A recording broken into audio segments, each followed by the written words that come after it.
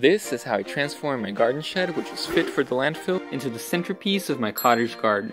My goal was to spend as little money as possible while recycling building materials I've tended to accumulate through the years. Don't judge me. Maybe you haven't noticed, but I've been a bit embarrassed to show you much of this corner of the garden in my previous videos. That is because this monstrosity, this dilapidated tetanus tent, just didn't have the cottage vibes your eyes demand to feast on.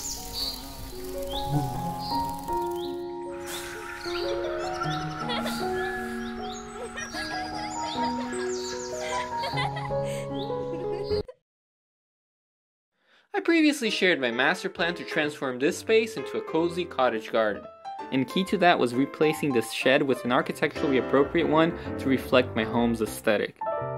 Now, I've been meaning to tackle this eroding edifice, this crumbling construction, since I first set foot in this property. Anyone with common sense would immediately tear it down and send it to the landfill where it belongs, and for the longest time, just looking at the rot damage by the door, I thought the same. But one thing made me reconsider: the flowering trumpet vine swallowing it whole. I love the idea of a garden shed in half ruin overtaken by vines and blooms, like stepping into a proper Miyazaki scene. But I knew that if I spent money to put up a completely new shed, I would think twice about letting that happen. So the vine turned out to be a blessing in disguise, really. I'm gonna do what I can to save some of the vines because they do look beautiful and they're not gonna go anywhere. They're always gonna regrow. So I don't want to spend years without a nice display. What I'm gonna do is save the main branches and reattach them once everything is done. A note on the trumpet vine: it's quite the invasive plant. It's a native plant here and hummingbirds love the blooms, but I would not recommend planting them since they can completely take over a garden if left unchecked and can cause structural damage to buildings. I'm pretty sure the cat is thinking, what is happening to my house? Because I would never be able to completely eradicate this vine over here, and since the shed was already past its prime, I felt that I could indulge the vision and run with the concept. There wasn't much to lose, really. Well, then I pruned the vine heavily to clear out the shed so I could work on it and see what I was working with, actually. But now that I could better inspect the shed, would I find it to be beyond repair? At first, I thought that this shed was a goner, that the structure was completely rotten, looking by the entrance here. But then, upon closer inspection, there's still enough structure to hold at least the center part. There was no point in not using all the materials that were already here and all the labor that went into building it. To make this eyesore into a focal point, I needed to do some design thinking. Well, here's the problem. Naturally, the side with triangular gable and door would serve as a facade to this type of structure because our eyes, they tend to be attracted to difference. But I need the side facing the garden to become the facade so it aligns with the overall axis of the space and become a destination for our eyes as we approach the space. Adding a door to its center flanked by windows would accomplish this. My goal is to have a place to store things and also pot things up, maybe start seedlings, just a more homely interior space, a bit of a hub for the garden, and that's why I need to open the door to this side and put windows. And with this plan in mind, I could start demolition. Or better yet, a disassembly phase.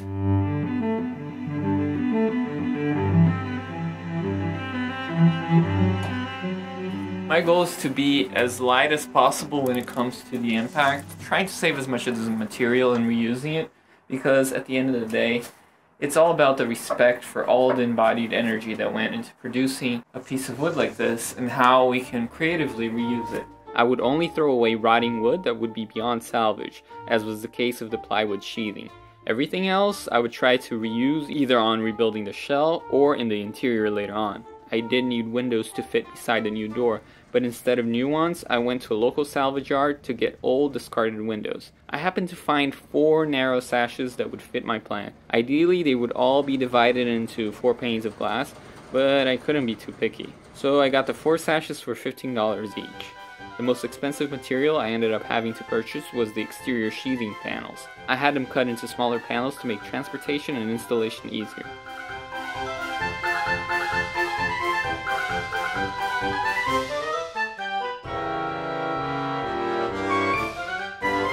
For the door, I planned to recycle an old broken door I had saved. With the main elements at hand, I could measure up the space and start rebuilding, moving a few studs and reinforcing the structure so it would accommodate the new configuration.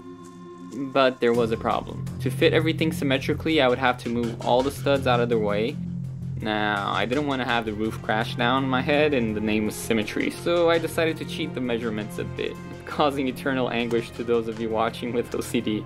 But there is method to my madness. Hear me out. This shed hasn't been square and plumb for some time now, so considering its wonky geometry, balancing things visually without worrying about perfect symmetry ends up being more important. I knew I could cheat the center towards the left side because of the overall space and the fact that the path into the garden is to the left.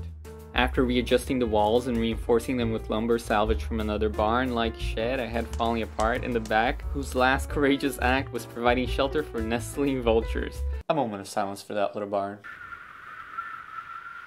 I could confidently say that this shed was becoming more stable with my alterations. But before I could finish the exterior of the new facade, I had to confront the scary entry that caused me to judge the worthiness of the shed. I gotta say, that looked pretty bad, but the other joists were completely fine. Except the one in the back, but we don't talk about that. Now, I couldn't really completely remove it to replace it without bracing the building, jacking the roof, you know, the proper this old house treatment. But for this small garden shed that is past its prime, a bit of a jerry-rigged patch would do the trick. So armed with rudimentary geometry, creative sawing, a bit of elbow grease, and a salvaged joist from the fallen shed, may we pause to remember its shelter. I patched it up in such a way as to celebrate its history. The rotten floor also had to be cut out and patched up. By the end of this, I could safely walk in and out of the shed and it felt sturdy and solid. I then proceeded to install a threshold trying to better protect the area from moisture, and I added a decorative element out of scrap pieces of wood I had from when I did the main garden bed structures. The idea was to create an Art Deco-like apron, although later on the overall style for the shed veered a different way. Finally, I was free to reinforce the original door that had been hanging from an unsupported stud, and I finished cladding the shed with the exterior grade paneling I bought. This would be the stage most people would stop for that respectable, beige, all-American shed aesthetic that knows it must be utilitarian, even if it has a bit of flair with unnecessary windows. But nope, to me this was unacceptable. It needed more. To the horror of all modernists on duty out there, it needed decoration. It needed to be aesthetic. I would only rest until the scene was worthy of a tin of biscuits. And you probably wouldn't be watching if I were just building a proper commercial all-American shed. Anyways, I would give texture to the scene with old wood siding I had salvaged from the fallen shed. A moment of silence to honor its legacy. So, I got the old boards trimmed and ready to install. As a rule of thumb, whenever you're using wood for exterior projects, you should paint all cut sides liberally, separately. That will make your project last much longer exposed to the elements. I decided to paint the siding with some good exterior paint. Of the color I chose, a mossy light green. But to save a bit of money and use resources wisely, I also got a mist tint that they had that's a gray color. I'm gonna use it to paint the undersides of the siding. I do love the texture of old wood siding. The slight inconsistencies is what gives life to it, unlike the uniform nature of vinyl and other manufactured materials. I have fixed them using exterior grade deck screws to ensure longevity. Since the shed was not plumb and square, I had to visually compensate for the weird angles, trying to make things harmonious. I had enough boards to cover the shed up to the window height, wrapping it around the front and side. With these boards in place, the shed immediately felt like it was starting to belong to a forgotten English garden. It felt more specific. Since I had a limited amount of boards, I had to divide the shed into two blocks, a base block and a top block, but I used that to my advantage. For the top part over the windows, I needed to pick another color and texture to complement the slight sage green. Choosing the right color combinations can be quite tricky. I wanted gray to interplay with the green, but I didn't want just any gray. As you can see here, I have a mist tint just to seal the back with exterior grade paint. It's kind of cold and monotone, more fit to a dystopian novel, not a house. So I used a semi-transparent stain over the reddish tone of the cedar shingles, and it created this very vibrant, warm tone that's full of depth. I do think that using gray in a sophisticated way requires a bit more training than one would think. I hope we are exiting from the age of gray where house flippers turn all interiors, and even worse, all exteriors, into I Love Lucy episodes with none of the Lucy and even less of the love. I prefer gray tones that are modulated like the ones in these cedar boards.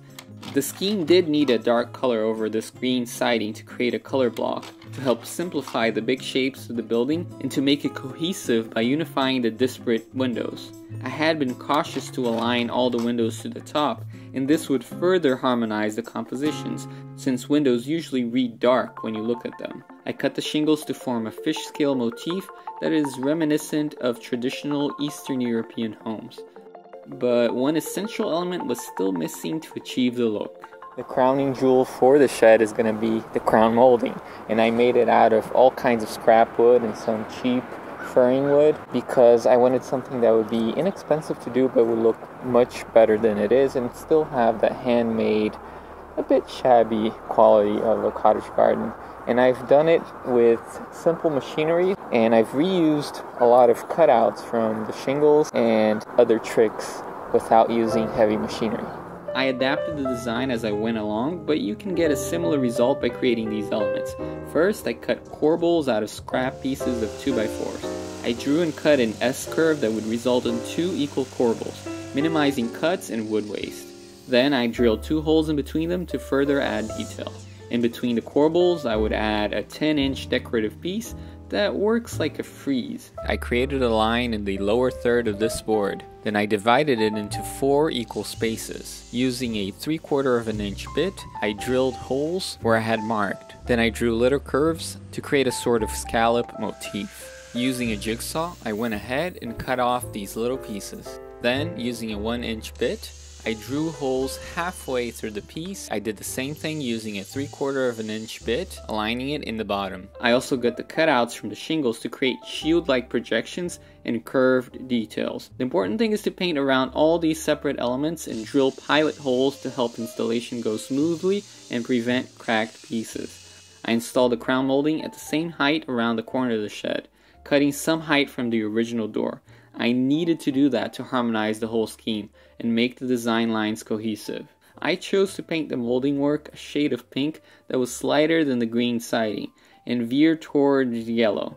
While I'm more of a fan of green than pink, I knew as a highlight color it would work much better here. It would serve the place of white, since white would have been too harsh in this setting. It may seem weird now, but I think you'll agree with me once you see the final results. With the crown molding in place, I needed to further emphasize the new front door by creating a bump out over the roof. I used some extra metal roofing that was laying around to accomplish that. I liked that it was a bit rusted like the overall roof. Since the new door was half broken, I had to figure out a way to stabilize it and make it more elegant, fitting the new style better. So I installed glass panes where there used to be wood panels and affixed a new top rail. Once more, I chose some offcut pieces from my protected garden beds project and secured them to the door, creating a sort of a draped pattern. This elevated the design, but for this door to truly pop, it needed a bright color.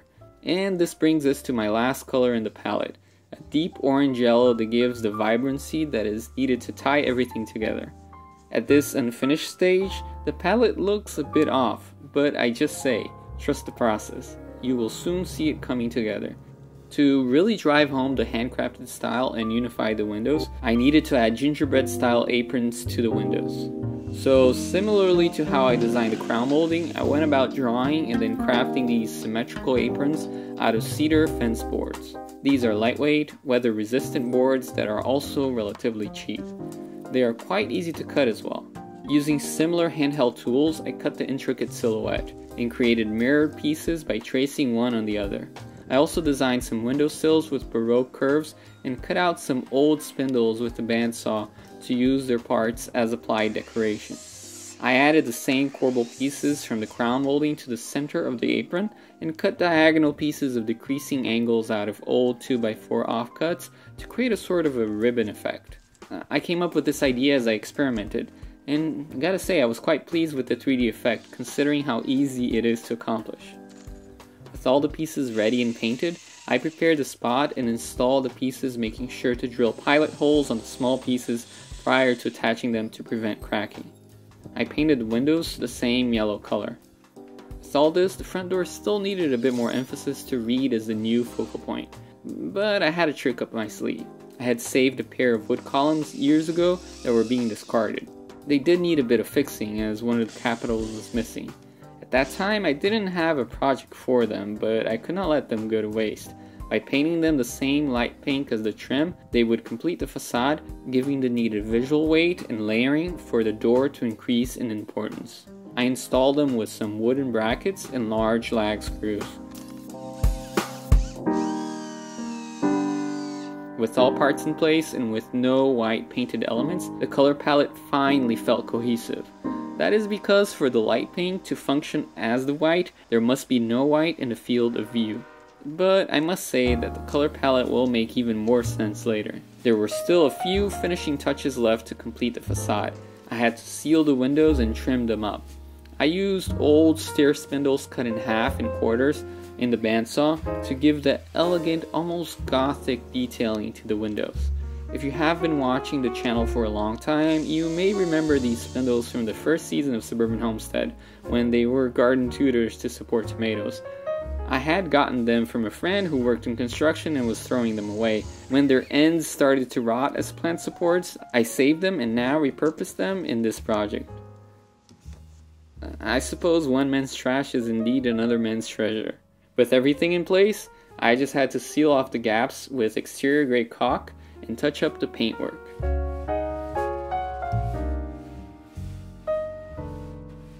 I still had to hang the door, and for that I resorted to my collection of old hardware I've picked up cheaply at a flea market.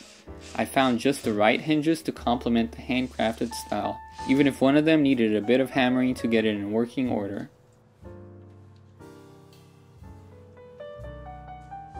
A simple old-style handle felt appropriate to this door, and for that finishing touch, I picked and chose a few brass pullers and plates to compose a quirky ornament for the center of the door. With the facade finished, I could reattach the main vine branches to the shed so they could start growing and complement the intricate design by adding mystery and giving the sense of lived-in elegance. If all the world's a stage, then I choose to design my own stage set. Here's a sneak peek of how the garden shed looked later on in the season as the plants grew. They do complete the idyllic scene I had in my mind.